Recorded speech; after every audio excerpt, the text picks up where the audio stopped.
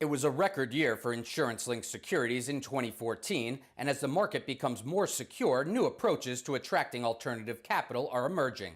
Approaches like Cat Bond Lite. At the IRLS Conference in New York, we caught up with Tom Johansmeyer. He is AVP in Reinsurance Services at ISO. Here he explains Cat Bond Lite for us and how he sees it fitting into the broader ILS market. Cat Bond Lite is a streamlined way to transfer risk in a securitized format. So you're probably familiar with the larger 144A deals, which have a higher fee structure because of the larger limits and the due diligence and all the other activities and the modeling that are around them. Cat Bond Lite is a more slimmed down approach where the goal, as I understand it from the regulators, is to have roughly the same information you would get in a 144A, though not necessarily in the same heavy, rigorous form. So there is a goal to provide a certain amount of disclosure, but it's not necessarily the same strict process you see with the larger cat bonds. An interesting question. It's an opaque market. So we know of 10 publicly revealed private Cat Bond Lite transactions that were completed last year. So 10 of those, roughly $242 million in limit. My understanding from industry reports is that total limit issued last year for the space was $500 million.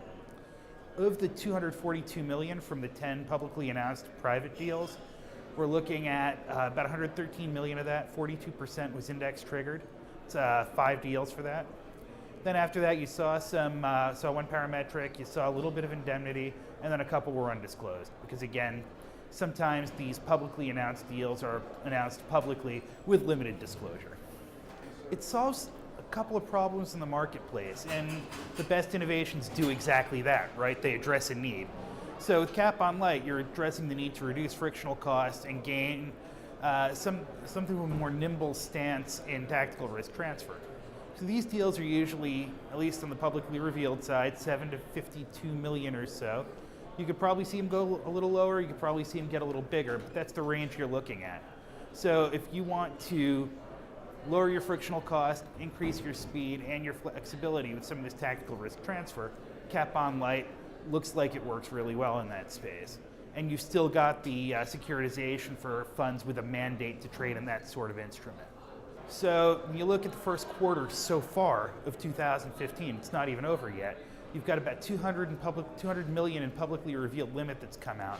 75% of that does use the PCS Cat Loss Index. The other 25% indemnity. So you're looking at more of a skew toward index, which we are optimistic about going forward, of course. In reality, how's it going to shake out? It's hard to say. It's all driven by the needs of the protection buyer. So as we see more people enter the space, we could see the story evolve a little bit.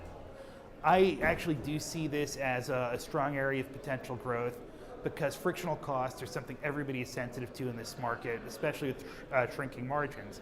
And you've also got the speed and the tactical execution, which favor this structure really well. Also, 242 million publicly revealed last year versus 200 already this year, and if everything renews as one would expect, then you're already looking at significant year-over-year growth, and we're not even outside of Q1 yet. These are all strong indicators. Plus, here at SIFMA, we've gotten a lot of questions at our booth about Cat Bond Lite. So there's a certain amount of market curiosity, which always kind of hints at what the market may be thinking about for a next move. If you'd like more information on Cat Bond Lite, visit the Verus.com website.